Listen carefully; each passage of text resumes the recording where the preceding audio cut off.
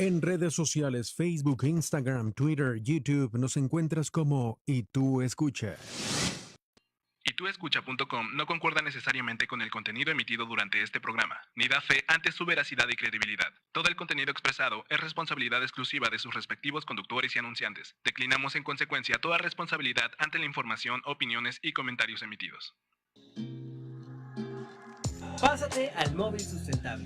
En la revista Urbano Ambiental podrás encontrar la forma de sumarte a este cambio por el planeta. Hola, ¿qué tal amigos? Muy buenos días. ¿Cómo están? Nosotros somos la revista Urbano Ambiental y no olviden que estamos transmitiendo a través de YTúEscucha.com y que nos pueden seguir a través de nuestra página de Facebook como Revista Urbano Ambiental.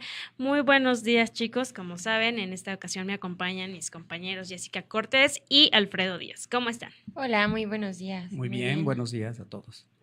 Bueno, pues vamos a darle inicio a nuestra sección de noticias y pues empezamos con las internacionales. Noticias internacionales.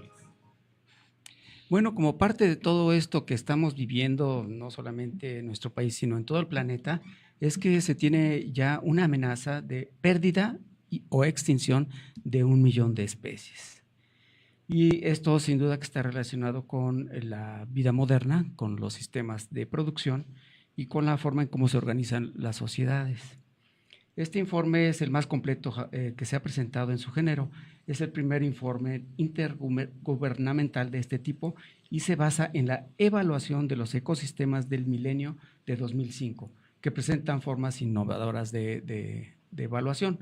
Es por eso que llegan a conclusiones más detalladas. Recopilado por 145 autores expertos de 50 países en los últimos 3 años y con aporte de otros 310 autores contribuyentes, el informe evalúa los cambios de las últimas 5 décadas, proporcionando un panorama completo de la relación entre las vías de desarrollo económico y su impacto en la naturaleza. Este informe determina que aún no es demasiado tarde para revertir la situación, pero solo si empezamos ahora en todos los niveles, desde el local hasta el global. Así lo afirma Roberto Watson, que es el presidente de esta plataforma intergubernamental. La abundancia de especies nativas en la mayoría de los principales hábitats terrestres ha disminuido al menos en un 20% en su mayoría desde 1900 a la fecha. Más del 40% de las especies de anfibios, casi el 33% de los corales reformadores y más de 1/3 de todos los mamíferos marinos están amenazados. Este panorama es mucho menos claro en el caso de los insectos, pero la evidencia disponible respalda una estimación tentativa de que el 10% está amenazada, al menos 680 especies de insectos. Fueron llevadas a la extinción también una gran cantidad de vertebrados desde el siglo XVI. Más del 9% de todas las razas domésticas de mamíferos utilizadas para la alimentación y la agricultura se extinguieron en 2016, con al menos 1,000 razas más amenazadas. Esto es un panorama escalofriante porque no solamente se están extinguiendo especies que en su mayoría son de hábitat silvestre, sino que también se están extinguiendo especies de uso doméstico y esto amenaza también con la forma de vida. Ellos relacionan, este grupo de investigadores relacionan o más bien jerarquizan 5 elementos que tienen que ver con este impacto y son en orden descendente. Primero, el cambio en el uso de la tierra y el mar. Todos sabemos que las ciudades están creciendo, la población ahora es mucho mayor en las ciudades que en el campo y eso hace que se haga cambio de uso de los suelos, principalmente con el crecimiento de las ciudades que se va comiendo de alguna forma al campo.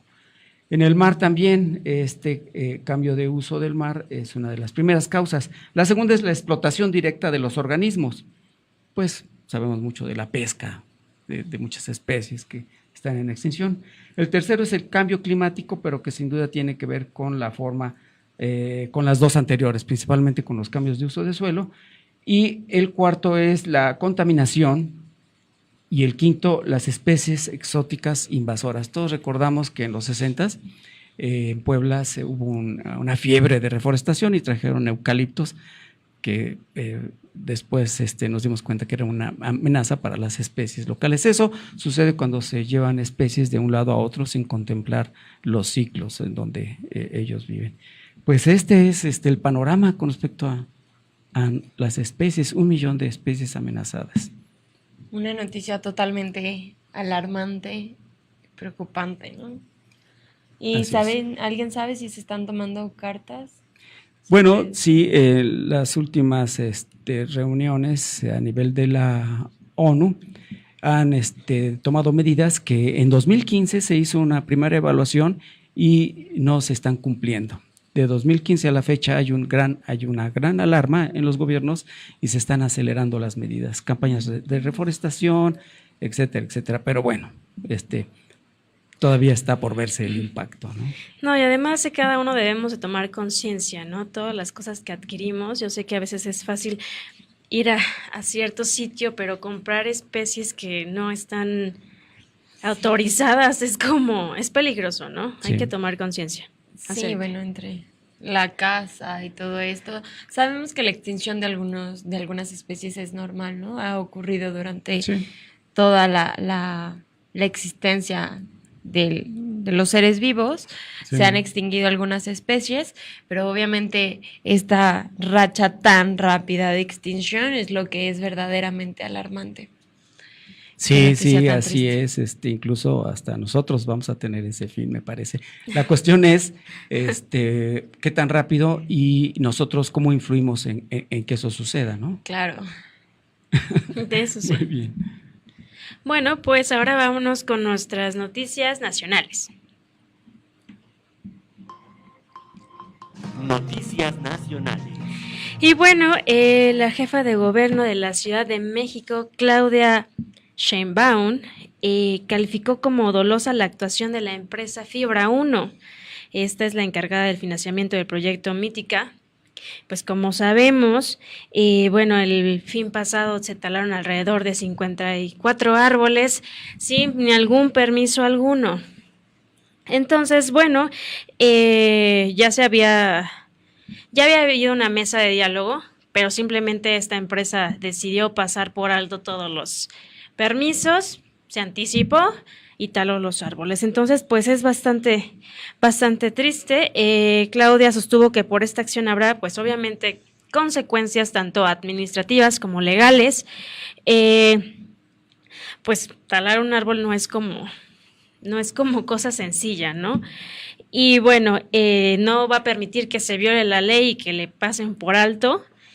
Y pues bueno, mencionaban que tal vez deba pagar entre 7 y 50 millones de pesos de multa aproximadamente. O sea, claro, o sea, lo tienen bien merecido, ¿no? ¿Están de acuerdo? ¿Cómo de la nada toman esa decisión?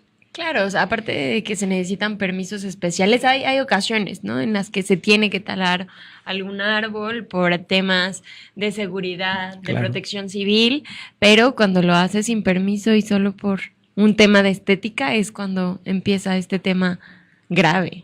Sí, no, además esta empresa de Fibra 1 sabía que no se le había autorizado este paso a desnivel, entonces, o sea, ellos se atenían a las consecuencias, simplemente no sabemos por qué lo hicieron realmente, sí, a pesar de que no tenían la autorización, decidieron dar ese paso, y la verdad es muy triste, ¿no? Porque 54 árboles, son demasiados, demasiados. Sí, y tiene que ver con lo anterior de que los cambios de uso de suelo, en este caso no autorizados, pero que lo llevan a cabo, es uno de los principales impactos, ¿no? Claro, no, de verdad es una noticia. Bueno, pero es que México también es como un país muy permisible, donde la gente cree que todo este tema se resuelve con la parte económica, ¿no? Bueno, yo creo que al ser una inmobiliaria tan grande, afecta a la economía de la inmobiliaria estos 50, 70 millones que van a pagar. 50 y 70 pero millones. de igual yo creo que debe de haber un tipo de labor social como esta parte de que tome conciencia las personas que están tomando las decisiones de la inmobiliaria, hacer algún tipo de servicio social, reforestaciones, no simplemente esta parte de lo económico, porque bueno, lo económico se le queda al gobierno y no trasciende, no hay un proyecto más allá que de verdad logre como restablecer lo que ya se destruyó. Entonces, Sí, Sí, muy claro. difícil. ¿Cómo se puede subsanar un árbol de 20 años? O sea, claro, no, imposible, recuperas. imposible. Pero sí hacer como esta parte de lo social, que yo creo que Sí. es lo han dejado como muy ambiguo, muy Sí, claro. amplio. Y de hecho sí lo mencionaban aquí, que era así como también iban a buscar como, o sea, aparte de la multa, también ujú. remediar, que bueno, no creo que sea la palabra adecuada, pero sí iban a buscar como este otro lado social que mencionas, Claro, que oye. es bastante difícil, ¿no? Es interesante lo que sucede en la Ciudad de México porque pues es a partir de este cambio de administración, de gobierno, en el que se empiezan a hacer visibles los enfrentamientos de entes poderosísimos, como se decía, con el respeto a la ley, ¿no? Sí, no, hay muchas veces que aquí en México se aplica mucho la frase de más vale pedir perdón que pedir permiso. Es muy triste. Además, sabemos los árboles, todos los beneficios que traen, y más a las ciudades, ¿no? Todas las ciudades y las personas debemos estar agradecidas con ellos por todos los beneficios que nos Claro. brindan. Así es. Y bueno, pues en otras noticias que también para partículas finas contaminantes no hay protocolo. Nuevamente, Claudia Sheinbaum menciona que no existe un protocolo para hacerle frente a la contingencia por la contaminación de partículas finas de 2.5 milésimas de milímetros. Entonces, las cuales han provocado la mala calidad del aire en la zona metropolitana del Valle de México. Como saben, estos días se Desató. desató la contingencia ambiental y bueno, que nosotros como Puebla tampoco estamos nada lejos de ello, ¿no? Y pues bueno, informó en la conferencia de prensa y conjunta con autoridades como Semarnat y la Comisión Ambiental de la Megalópolis CAME, trabajan en esta elaboración para el plan de contingencias porque solo tenían una que era de 10 milésimas de milímetros y bueno, cuando la concentración de este tipo de partículas rebase los 150 puntos fijados, pues sí, hay que tomar como este tipo de protocolos, ¿no? ¿Qué hacer? No salir, o sea, no me imagino que sea no salir solamente, ¿no? ¿Cómo actuar en estos casos la población, las personas que son más vulnerables, ¿no? Todo Sí. lo que esto representa, porque esto va directamente al impacto de la salud de la población, Sí. ¿no? Y bueno, también mencionaba que, bueno, esto es debido a, son los gases que se generan principalmente por la combustión de diésel, gasolina, incendios, y bueno, también mencionaban que era por, nuevamente por los incendios, y como había falta de vientos, pues no permitían como esta dispersión de las partículas, ¿no? Sí, bueno, es notable que no haya protocolos porque estas partículas, como se menciona, son producto de procesos nuevos, ¿no? O sea, excepto los incendios, bueno, depende también qué es lo que se incinere, pero producen partículas pequeñísimas. La combustión de diésel, de gasolinas, producen estas partículas que los sistemas vivos no han tenido tiempo de desarrollar defensas ante Claro. esas partículas. Entonces, en nuestros tractos respiratorios podemos detectar partículas mayores, incluso algunas barreras que no permiten lleguen a los pulmones, pero estas se van directamente a los pulmones. Ya lo habíamos platicado, ¿verdad? Sí, En- anteriormente, en- ¿no? Y nuevamente entramos en el tema de la permisibilidad, ¿no? O sea, ¿cómo es que, por ejemplo, no sé, la verificación sea permitida en autos que ni al caso, ¿no? O sea, tipos de esas cosas se están viendo y se están reflejando. Esas son las consecuencias de... Sí, y bueno, es un panorama terrible, pero que este martes nos permitió ver el sol directamente, ¿verdad? Sí. Pues bueno, ahora vámonos con nuestras noticias locales. Noticias locales.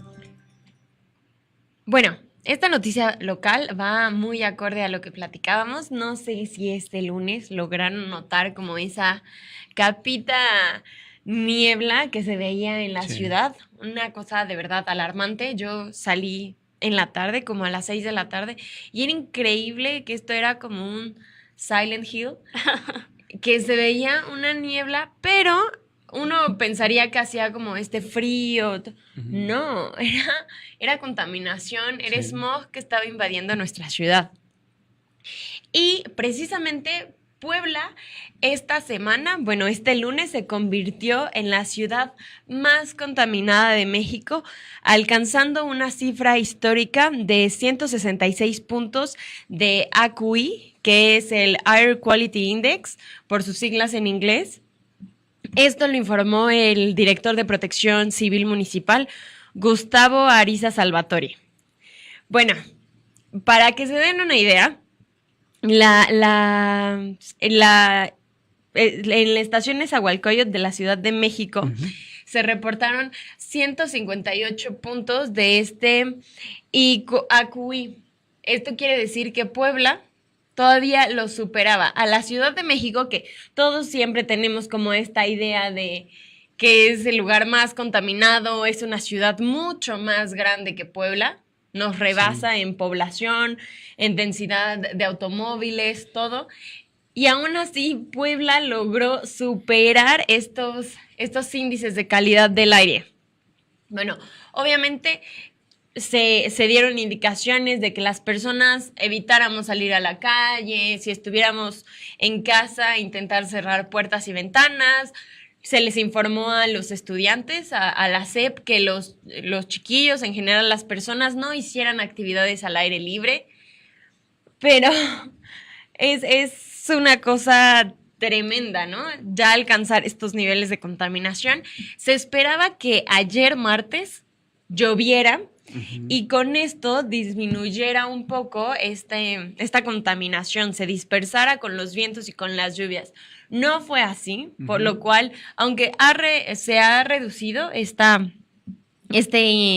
estos puntos de calidad del aire, aún así seguimos teniendo una muy mala calidad. Prácticamente estamos respirando del mofle de un auto, Qué lo triste. que es tremendamente Preocupante. caótico, preocupante, todo.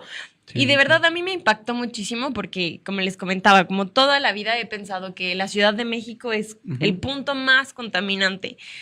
Y ser joven y estar viviendo en una de las ciudades más contaminadas de México me parece algo que me rebasó por completo. Sí, Sí, sí. sí me dio como esta parte de verdad, qué triste, a qué puntos hemos llegado y que a pesar de que por lo menos yo intento poner un granito de arena reduciendo el coche, todo esto, es tanta la contaminación y es tanta la permisibilidad de México y esta parte de que los ciudadanos no queremos entender que ya nos estamos topando con la realidad.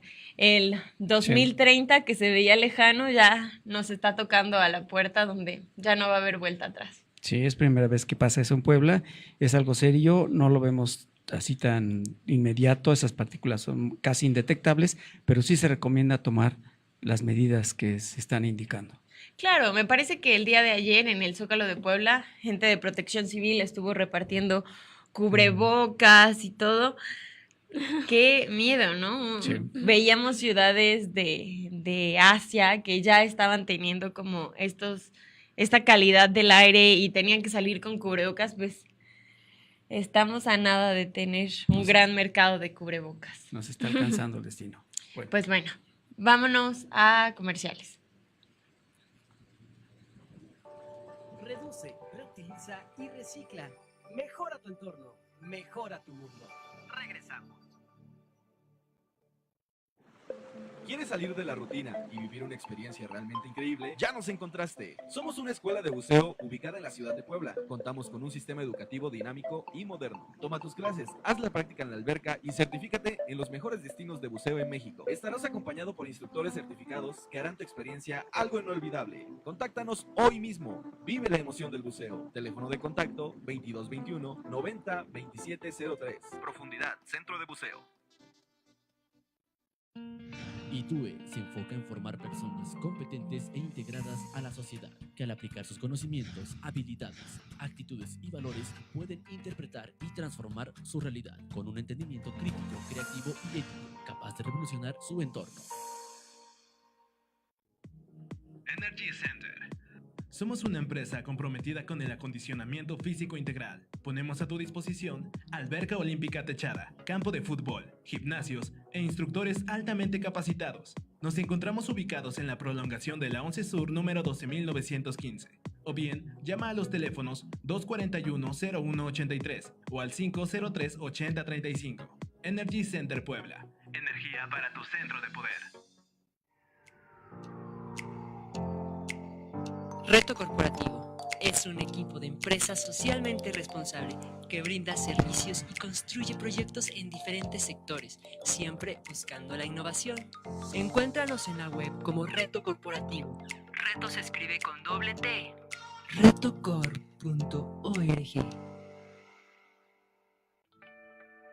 Continuamos con más información sobre el cuidado por el bien de todos, por el bien de nuestro planeta.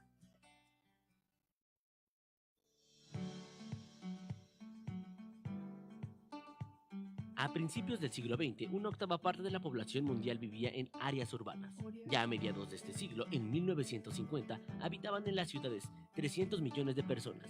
En 1980, la cifra alcanzó los 18 millones, y a finales del siglo, casi la mitad de la población mundial, 3.000 millones, vivían en las ciudades. 2/3 de esta población se encontraban en los países menos desarrollados. En total, Latinoamérica superaba los 300 millones de habitantes urbanos. En ella se encontraban las mayores áreas metropolitanas del mundo, la Ciudad de México y Sao Paulo, que conjunto con Buenos Aires y Río de Janeiro sobrepasaban los 10 millones de habitantes. En total, la región tiene 11 ciudades de más de 3 millones de habitantes y 39 con más de 1 millón, como el municipio de Puebla. Este crecimiento demográfico presentó como fenómeno preocupante de las ciudades latinoamericanas. Ha sobrepasado la capacidad de planificación de los gobiernos municipales. La consecuencia principal es una acelerada degradación del medio ambiente en las ciudades, zonas periurbanas e incluso en las zonas rurales, próximos a los centros urbanos, resultado de la población que se expande y busca satisfacer sus necesidades de alimento, energía, alojamiento y evacuación de desechos. No se han podido detectar. Hola, ¿qué tal amigos? Pues ya estamos de vuelta aquí en Revista Urbana Ambiental. No olviden que estamos transmitiendo a través de iteescucha.com y que nos pueden encontrar en nuestra página de Facebook como Revista Urbana Ambiental. Y pues bueno, en esta ocasión tenemos a un gran invitado. Él es el maestro Víctor de Gante. Es el maestro en ordenamiento del territorio, catedrático del Colegio de Urbanismo de BUAP. Bienvenido, buenos días. Muchísimas gracias por la invitación, buenos días. Bienvenido, Víctor. Gracias. ¿Podrías platicarnos un poco acerca de tu perfil académico, a qué te dedicas, cuál ha sido tu trabajo? Sí, con todo gusto. Yo soy biólogo de formación profesional, egresé ya hace varios años de la universidad, no voy a decir cuántos para no evidenciar la edad, pero a partir de que egresé he tenido la oportunidad de estar colaborando en diferentes ámbitos, tanto estatales, federales, y ahora en la universidad. Estuve trabajando una temporada para el gobierno del estado de Puebla en la red estatal de monitoreo atmosférico. Después fui invitado por parte del INEGI para incorporarme como especialista en cartografía temática de vegetación y desde hace ya 14 años estoy colaborando como investigador en la universidad, en la Benemérita Universidad Autónoma de Puebla, específicamente ahora en el Colegio de Urbanismo de la Facultad de Arquitectura. Y bueno, y a lo largo de todos estos años pues he tenido la oportunidad de estar atendiendo e investigando temas justo relacionados con medio ambiente en sistemas urbanos. Bueno, atendiendo un poco a nuestra temática de este día, ¿podríamos platicarnos un poco de manera introductoria qué es la vegetación, el arbolado urbano? Es un tema muy interesante y muy complejo. De manera general podemos definir a la vegetación urbana o al arbolado urbano como todas aquellas especies y organismos vegetales que se desarrollan y crecen dentro del contexto urbano, dentro de nuestras ciudades. Y lo pueden hacer en diferentes espacios. Lo podemos ver tanto en espacios públicos como privados. Es decir, que dentro de la vegetación y el arbolado urbano podemos considerar parques, jardines, camellones, terrenos baldíos, algunos espacios naturales que existen todavía dentro de los asentamientos humanos, como podrían ser barrancas, riberas de ríos, e inclusive también en ocasiones la vegetación urbana va encontrando nuevos nichos de desarrollo. Probablemente les ha tocado que cuando nos vamos circulando, por ejemplo, en periférico, y nos toca el alto en la zona de Agua Santa, donde hay puentes, pasos elevados, en las paredes, en los pequeños espacios que hay entre las placas de concreto que sirven para elevar el paso a desnivel, vemos ahí algunos helechos, algunas otras plantas. Entonces también todo eso va sumando y son nichos y espacios que las plantas van encontrando para poder desarrollarse. Entonces la vegetación urbana tiene que ver con todos estos espacios y, como mencionaba, los podemos también dividir en públicos y privados. Los privados son justo todos aquellos espacios de casas, jardines particulares, centros deportivos inclusive, donde hay predominantemente vegetación, y obviamente los espacios públicos son los que pertenecen al municipio, al estado o a la federación, y que tienen una protección jurídica o una definición jurídica que en teoría garantizaría su permanencia a lo largo del tiempo. Uno de los problemas justo es eso, que en ocasiones esta permanencia, a pesar de decretos, a pesar de todas estas figuras jurídicas, no se lleva a la práctica, y constantemente vemos cómo se va perdiendo la vegetación. Mencionaban hace un momento el caso en Ciudad de México, ahorita con el derribo de estos 54 árboles para favorecer el paisaje y el acceso a una plaza comercial en construcción, pero ese es un tema lamentablemente muy recurrente en nuestro país. Vemos de manera frecuente que por la modificación en el trazo de alguna vialidad, por la ampliación de carriles y demás, eliminamos camellones, eliminamos glorietas, y con eso estamos quitando y reduciendo constantemente la vegetación. Sí. Pues en general tenemos una idea de los beneficios, ¿no? de los árboles, pero sin duda que tienen varias funciones, ¿no? En las ciudades. ¿Cuáles podrían ser esas funciones? Es correcto, la vegetación urbana es muy importante porque va a estar aportando una gran cantidad de bienes y servicios ambientales. Podemos mencionar de entrada la cuestión que todo el mundo conocemos y entendemos, que es el mejoramiento de la calidad ambiental a partir de la producción de oxígeno. ¿Sí? Cualquier planta, sabemos que dentro de sus procesos metabólicos y biológicos utiliza para subsistir y para poder llevar a cabo todos estos procesos de fotosíntesis, necesita, entre otras cosas, dióxido de carbono. Entonces, bueno, nos hacen favor las plantas de reducir la cantidad de dióxido de carbono en la atmósfera y nos generan oxígeno. Esa es la más común, que creo que desde la primaria nos la aprendemos todos, ¿no? Sí. Sin embargo, hay otros bienes y servicios ambientales que la vegetación nos va a estar proveyendo. Entre estos podemos mencionar que nos van a ayudar a regular el clima y el microclima. También creo que es una experiencia que todos hemos pasado y percibido, que cuando estamos en algún lugar abierto y que tiene vegetación, podemos percibir mucho menos calor que si estamos, por ejemplo, en medio de un estacionamiento, las famosas islas de calor, espacios que están completamente desprovistos de vegetación y que por lo tanto la temperatura puede llegar a ser entre 3 y hasta 6 grados centígrados más elevada. Quizá 3 o 6 grados centígrados puede sonar poco como una diferencia, pero pensemos en nuestro propio organismo. Cuando nosotros estamos sanos, la temperatura corporal promedio es de 36 grados. ¿Y qué ocurre cuando nos enfermamos? Se sube a 38, 39 grados y es una diferencia de temperatura crítica. Esos 3, 4 grados nos pueden llevar inclusive al hospital, nos pueden ocasionar problemas y afectaciones de salud graves. Sí. Lo mismo ocurre a nivel planetario. Hablar de diferencias de temperatura de medio grado, de 1 grado, de 3, de 5 grados, realmente son diferencias muy importantes, y en el caso de la vegetación en los espacios urbanos nos va a ayudar a eso, a evitar que la temperatura se eleve, y nos va a permitir entonces regular la temperatura de nuestros asentamientos humanos, de nuestras ciudades, y nos va a ayudar a generar climas más seguros y más agradables para el desarrollo de nuestras actividades y también para la subsistencia de especies no únicamente vegetales, sino también de fauna, de animales que también tenemos en nuestras ciudades. Entonces, ese es otro de los bienes y servicios ambientales que nos da la vegetación. Por supuesto que también otro de los bienes y servicios que nos provee el arbolado y la vegetación urbana tiene que ver con el paisaje. Si nosotros estamos en una zona donde hay poca vegetación, donde hay pocos árboles, en muchas ocasiones se vuelven en paisajes monótonos, aburridos, que nos dan poca calidad paisajística. En cambio, si nosotros tenemos vegetación o arbolado, se van a convertir en paisajes mucho más interesantes, más ricos, más diversos y que inclusive tienen impactos económicos. Está comprobado que, por ejemplo, zonas donde hay vegetación y arbolado urbano pueden llegar a tener una plusvalía y un valor comercial entre 20 y hasta 30% más elevado en comparación a zonas donde no existe vegetación y arbolado urbano. Qué interesante. Entonces, bueno, sí, ese es también otro de los bienes que nos provee la vegetación. Obviamente, también la vegetación nos va a ayudar en el tema del agua. Mientras más espacios arbolados y vegetados tengamos dentro de los asentamientos humanos, más espacios para la absorción de agua, de lluvia tenemos.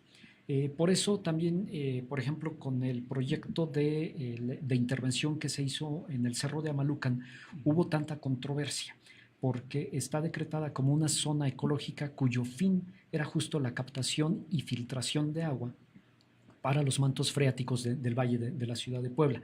Sin embargo, con toda la infraestructura que se metió, el agua artificial y demás elementos, se está impidiendo que el agua que caía ahí esté realmente infiltrándose, se está reteniendo a nivel superficial. Entonces, bueno, ahí podemos ver la importancia que tiene la vegetación también en ese sentido. Nos ayuda a regular y a garantizar el abasto de agua a través de la captura y de la absorción. Obviamente también nos va a ayudar para reducir la presencia de partículas suspendidas en el ambiente. También hace un momento se mencionaba con estas contingencias ambientales que hemos experimentado tanto en Ciudad de México como aquí mismo en la ciudad de Puebla en estas semanas, y justo es la incomodidad y la presencia que percibimos de esta como bruma o neblina, que son a final de cuentas partículas suspendidas, PM10, PM2.5 que tenemos en este momento en la atmósfera, y que la vegetación y el arbolado urbano nos pueden ayudar también para retener y para ir capturando todos estos elementos que, más allá de la incomodidad y que también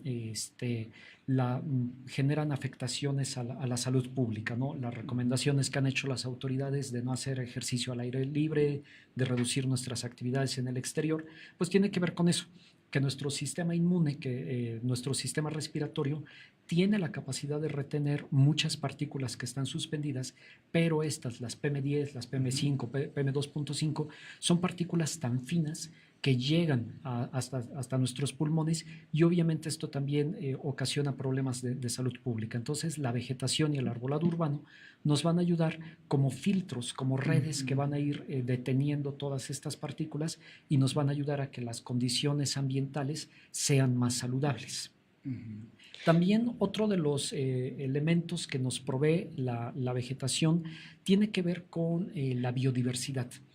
Existen varios estudios que demuestran que en un solo árbol podemos llegar nosotros a encontrar hasta 100 especies diferentes de insectos, de mamíferos, de otros grupos de organismos que viven asociados o que dependen de alguna manera de un solo árbol. Las aves, por ejemplo. Las aves, así es. Entonces, bueno, también mientras más variedad de árboles tengamos en nuestras ciudades, esta biodiversidad urbana en especies animales también va a incrementarse y nos va a ayudar a de alguna manera generar espacios de conservación biológica. Entonces, estos serían los principales bienes y servicios ambientales que nos está proveyendo la vegetación urbana.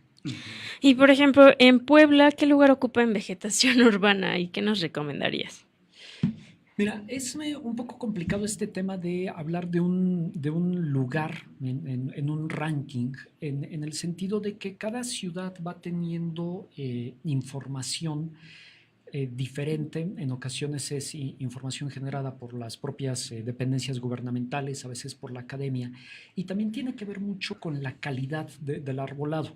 Un poco más adelante vamos a hablar un poco sobre esto, pero en ocasiones no es tanto la cantidad de árboles que tenemos o de los espacios verdes que tenemos en las ciudades, sino también de la calidad que estos puedan tener. Sí, ahorita se ha estado escuchando mucho en redes sociales una excelente actitud por parte de la sociedad civil en el sentido de empezar a querer generar programas ahorita de reforestación de manera independiente. Sin embargo, hay que tener mucho cuidado también con este tipo de iniciativas y de acciones, porque más allá de la cantidad, la selección de especies y cómo las estamos utilizando pueden marcar una diferencia. Por eso les mencionaba ahorita que es un poco complicado hablar de un ranking y decir qué tal estamos. Ahora, hay algunos parámetros que de manera internacional se manejan. La Organización Mundial de la Salud establece que para que un asentamiento humano, una ciudad, pueda considerarse ambientalmente saludable a través de la variable vegetación, debe de contar con un mínimo de 9 metros cuadrados de vegetación por habitante. En el año 2010 hicimos un estudio, lo publicamos, y el conteo que obtuvimos en ese momento de áreas verdes por habitante para el municipio de Puebla fue de 1.4 metros cuadrados. Uy. Muy por debajo de lo que está pidiendo la OMS. Ahora, si a lo mejor encontramos un poco de consuelo pensando que en Ciudad de México están peor, la verdad es que no. En Ciudad de México andan por arriba de los 6 metros cuadrados por habitante. Sí. Todavía sin cumplir la norma internacional, pero están muchísimo mejor que nosotros. De 2010 que hicimos este estudio a la fecha, se han hecho intervenciones, se han generado espacios ya con declaratorias por parte del gobierno municipal, del gobierno estatal, y hoy en día se calcula que entonces ya podríamos estar hablando de una superficie per cápita de entre 2 y 2.4 metros por habitante. Todavía. Sin embargo, muy por debajo de lo que exige la norma internacional. Y otro de los problemas... Muy bien, pues ya se nos acabó nuestro tiempo. Ok, bueno, nada más, si me permites, uno de los problemas que también hay que atender es en el sentido de la distribución. La OMS dice que estos espacios deben de estar distribuidos de manera homogénea en las ciudades, y en Puebla los tenemos muy concentrados en algunas zonas. Necesitamos ver cómo lograr extenderlo en todo el municipio. Sí, muy bien. Requiere una estrategia ahí, ¿verdad? Es correcto. Precisamente para eso nos gustaría que más adelante estuvieras en nuestro programa para ver ese tipo de estrategias. Con todo gusto, por acá estaremos de nueva cuenta y seguiremos hablando del tema. Que es un tema bastante interesante y muy amplio, y pues muchas gracias por su participación. Esperamos tenerlo de vuelta en algún otro programa. Gracias por el espacio. Y bueno, nosotros nos vamos a un corte y regresamos. Muchísimas gracias. Se fue rápido. Reduce, y es que y recicla. Mejora tu entorno, mejora tu mundo. Regresamos. Audio, video e iluminación. Licenciatura y técnico superior universitario. Conjunta operación de equipo audiovisual. Montaje de escenografía. Diseño de escenario. Iluminación. Producción musical. Edición. Sonorización. Microfonía. Seguridad. Eventos culturales, sociales y empresariales. Teatro. Festivales de música y conciertos. Yo preveo a futuro y me ocupo. Yo estudio en ITUE. Enfoque empresarial, administración y gestión. Crea, constituye, deja huella. Atrévete a ser ITUE. 285-7505. www.itue.edu.mx. Boulevard Aclisco 5003-1, Colonia Emiliano Zapata, San Andrés, Cholula, Puebla.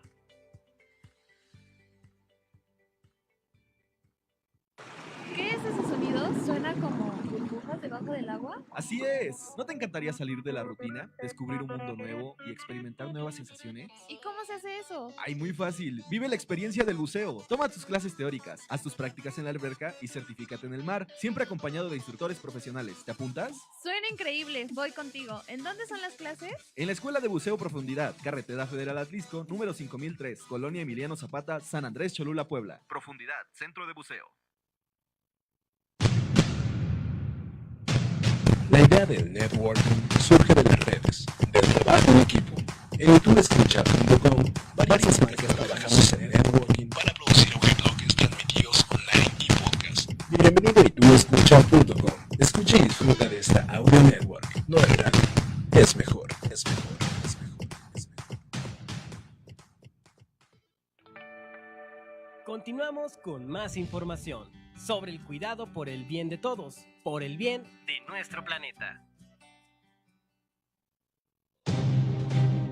Sobre el calentamiento global. En 2019, la ciencia es clara. Si no reducimos rápidamente las emisiones de CO2 y de otros gases de efecto invernadero, el cambio climático tendrá efectos cada vez más destructivos e irreversibles en la vida de la Tierra. Nuestras oportunidades de actuación están a punto de agotarse. Si es que no, se agotaron ya. La última vez que se registró en la Tierra una concentración de CO2 comparable a la actual fue hace entre 3 y 5 millones de años, cuando la temperatura era de 2 a 3 grados centígrados más cálida y el nivel del mar entre 10 y 20 metros superior al actual. Según la Organización Meteorológica Mundial, los niveles de gases de efecto invernadero que atrapan el calor en la atmósfera han alcanzado un nivel máximo sin precedentes. No hay indicios de inversión de esta tendencia, que está desenfrenando un cambio climático a largo plazo. La subida del nivel del mar, su acidificación y un mayor número de fenómenos meteorológicos extremos que cada día nos asombran y nos estremecen. Hola, ¿qué tal amigos? Pues ya estamos de vuelta aquí en Revista Urbana Ambiental y no olviden que estamos transmitiendo a través de itoescucha.com y que nos pueden ver en Facebook como Revista Urbana Ambiental. En esta ocasión tenemos a otro gran invitado. Por favor, Alfredo, ¿gustas? Sí, es un presentarlo? gusto en esta ocasión presentar a mi amigo y maestro en la Escuela de Biología, José Luis Contreras. Él es un especialista en botánica. Cualquier duda que tengan con respecto a qué especie de planta es, él se las aclararía con mucho gusto. Él actualmente es académico investigador del Colegio de Urbanismo de la Facultad de Arquitectura de la UAP. Y bueno, empezamos con esta plática que tiene que ver con la vegetación urbana, donde se incorpora el arbolado y el calentamiento global. José Luis, platícanos un poco sobre tu trayectoria. Sabemos que eres biólogo por la UNAM, pero ¿cuáles han sido tus áreas de trabajo? Básicamente me he dedicado a la… Bueno, buenos días al público y gracias por la invitación. Pues como les decía, básicamente me he enfocado al área de la botánica sistemática, ¿no? Diversos proyectos de estudios florísticos y finalmente, pues cuando llegué a la Facultad de Arquitectura, invitada por una maestra que ya falleció, la maestra Rosalía, pues ella le dio mucha importancia a la parte del arbolado urbano, ¿no? Entonces yo empecé a colaborar con ella y pues me di cuenta que era una cuestión bastante importante y fundamental, ¿no? Desde aquella época que hicimos un primer estudio sobre el arbolado urbano del Zócalo de la ciudad de Puebla, y que dimos recomendaciones acerca de la poda y de algunas mejoras que se tenían que hacer, y bueno, pues cayeron en el olvido, en oídos sordos, y pues desgraciadamente años después ocurrió la tragedia con la niña que falleció al caer la rama de aquel árbol, ¿no?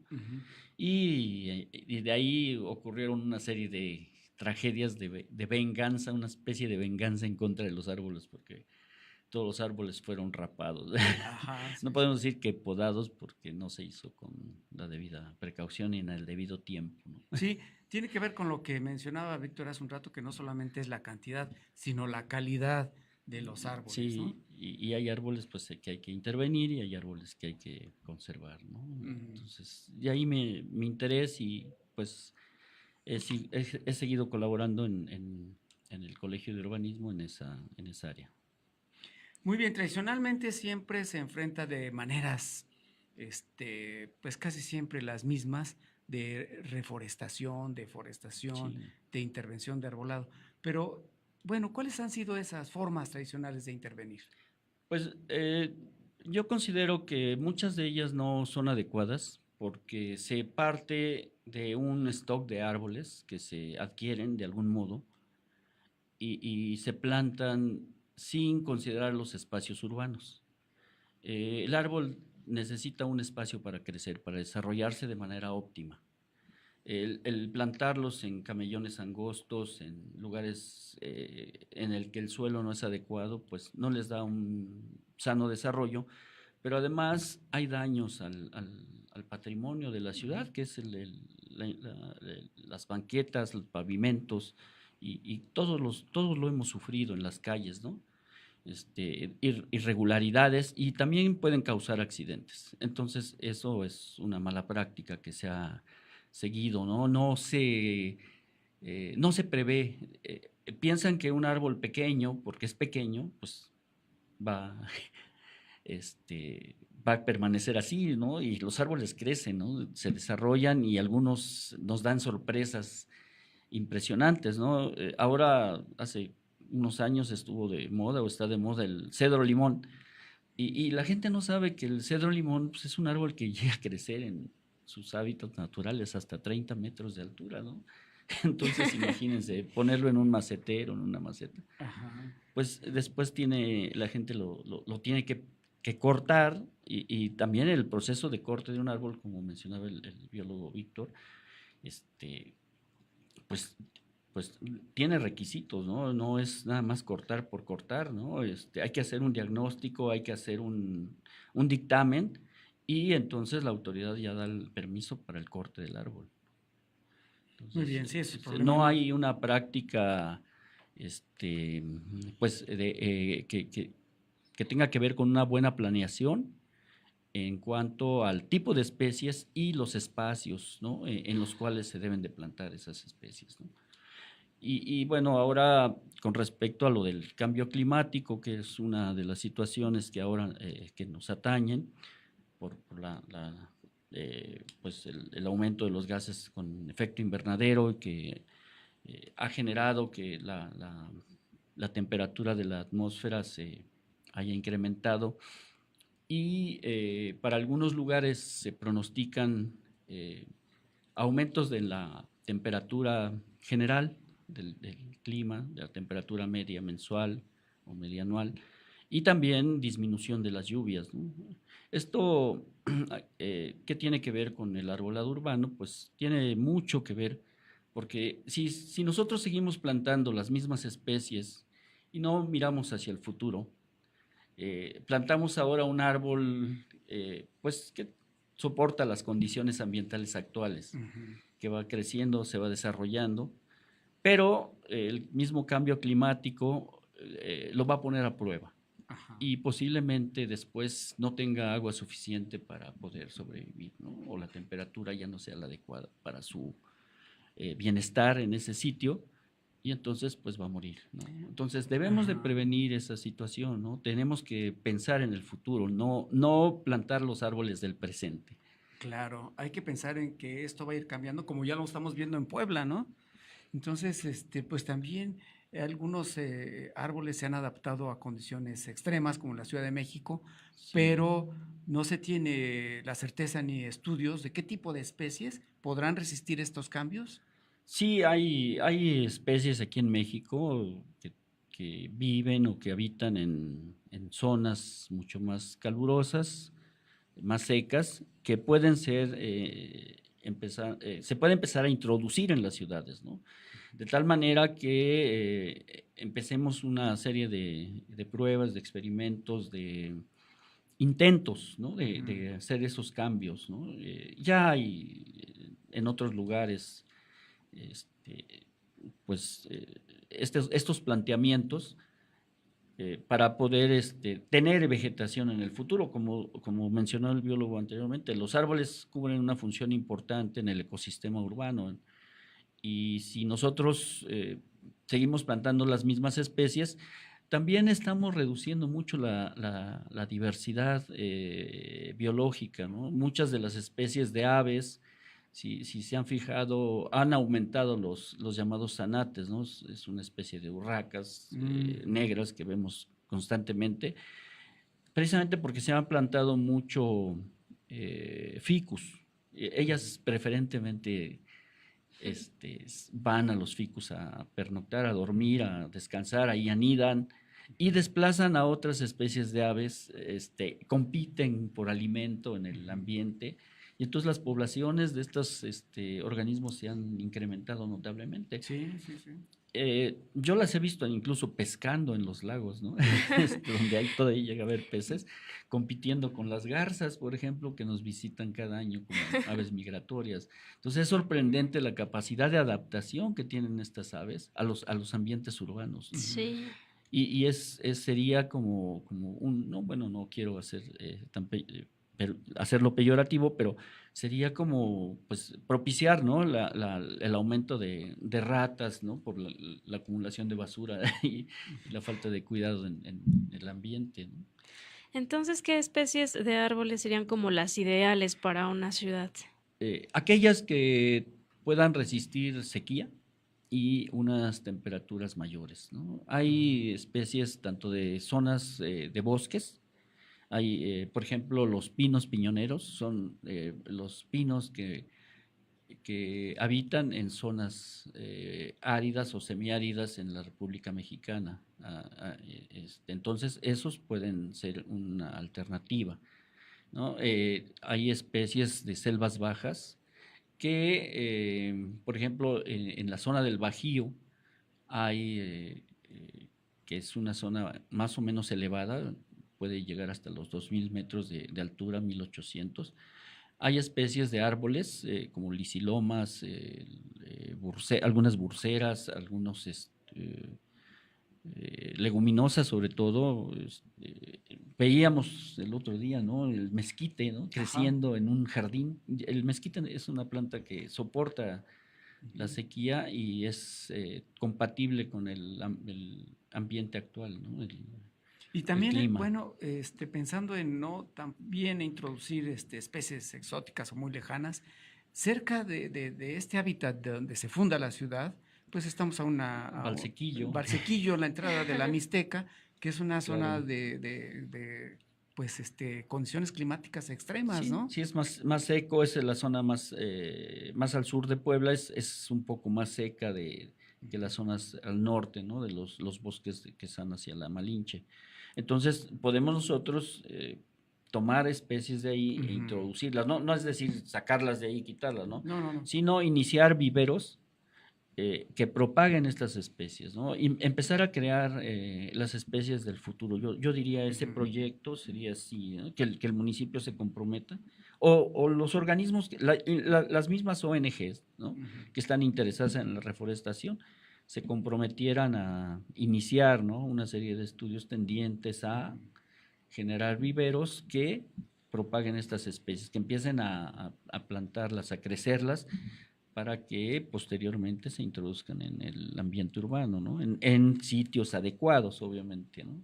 O sea, la disminución de la lluvia que se espera también, o lluvias torrenciales repentinas, como ha pasado con inundaciones en algunos lugares, pues también generar sistemas de captación de agua, no tanques solamente, depósitos subterráneos, sino elementos vivos, lagunas, humedales, que permitan que esos lugares también, al evaporar el agua, ayuden a mejorar el ambiente en los alrededores, y también generen espacios vitales para otras especies como aves migratorias que llegarían ahí pues a descansar, a alimentarse, ¿no? Recuerdo hace muchos años, cuando estaba en el Jardín Botánico, tuvimos avistamiento durante 2 o 3 años consecutivos de un águila pescadora ahí, en acción, ¿no? Sacando peces del lago, ¿no? Del Jardín Botánico, de Ciudad Universitaria, ¿no? Un evento pues que pocas veces se había visto, ¿no? Entonces, eso nos da una idea de la importancia de estos espacios, ¿no? Y entonces generar espacios en la ciudad, y como el biólogo al final decía, no solo es la importancia de los espacios verdes, de los espacios urbanos, los jardines, los públicos, los parques públicos, concentrados en pocos lugares, sino distribuirlos en los lugares donde más falta hacen, ¿no? Que son en las colonias marginales o marginadas, en las cuales pues no hay prácticamente áreas verdes, la misma necesidad de la vivienda, hace que la gente pues no piense en espacios de juego, en espacios lúdicos, que ayudan también no solo al cuidado de la vegetación o al surgimiento de la vegetación, sino también a la distracción, al ocio, a ayudar a los jóvenes a canalizar también sus energías, ¿no? Claro. Alejarlos un poco de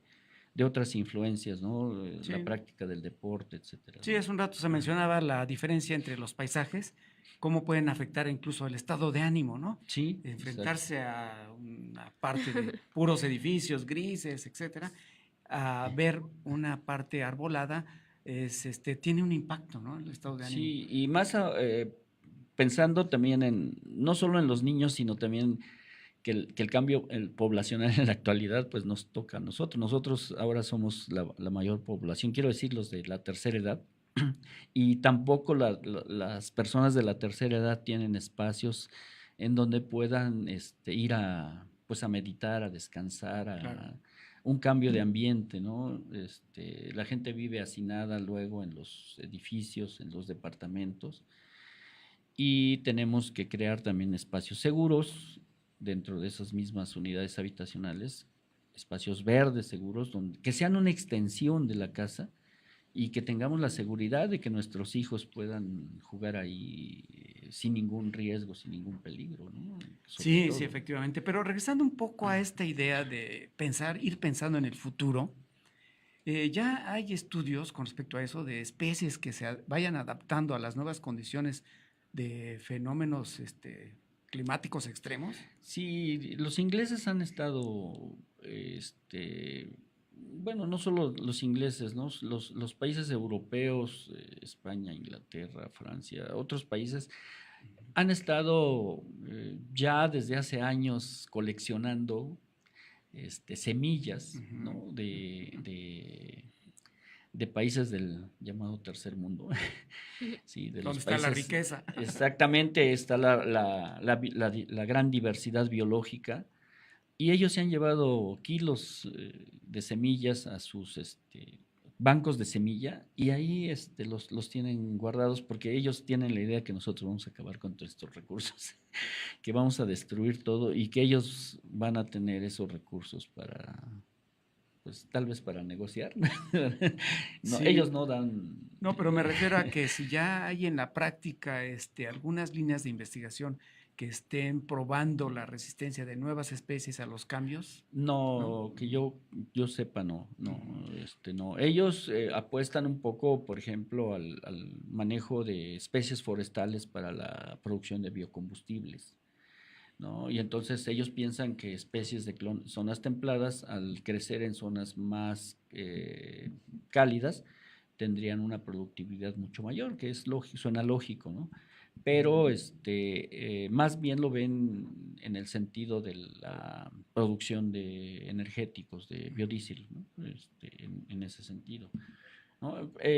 Pues nosotros tenemos que no esperar a que ellos lo hagan, sino nosotros mismos, como pues poseedores de esa riqueza, de esa gran diversidad biológica. Selvas secas en México hay desde Baja California hasta Chiapas. Sí. Pues Yucatán, la península de Yucatán es riquísima en especies que toleran ese tipo de ambientes. Entonces, pues tenemos que nosotros de ahí tomar, ¿no? De ahí empezar a plantear esa situación, ¿no? No esperar dentro de 10 años, pues, ya no sabemos cuál es si no reducimos los gases con efecto invernadero, en 10 años, pues el incremento de la temperatura puede ser aún mayor todavía. Sí, ¿no? Hay una duda, si estamos a tiempo o ya. Pues algunos el tiempo encima. Páginas que he visto en la red dicen que ya estamos fuera de tiempo y que aunque plantáramos cubriéramos el planeta de árboles, esa cantidad de árboles no retiraría el dióxido de carbono o los gases con efecto invernadero, sobre todo el dióxido de carbono que retiran las plantas de la atmósfera para reducir la temperatura. hay que apostar también al océano, pero pues como mencionaste al principio, el océano también ha sido muy contaminado y el océano se puede ver muy afectado por un aumento de la temperatura, ¿no? Los arrecifes coralinos ya han empezado a ser dañados por el aumento de la temperatura de las aguas.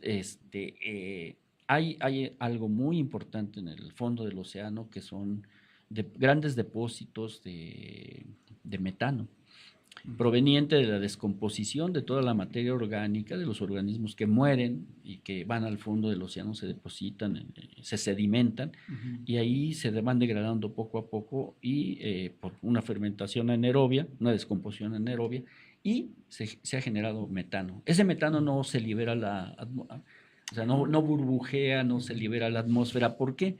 Por las grandes presiones y las bajas temperaturas que hay en el mar, en el fondo del mar. Pero si la temperatura del mar sube, esto se puede desencadenar y la cantidad de metano que hay ahí incendiaría la atmósfera prácticamente. No sería...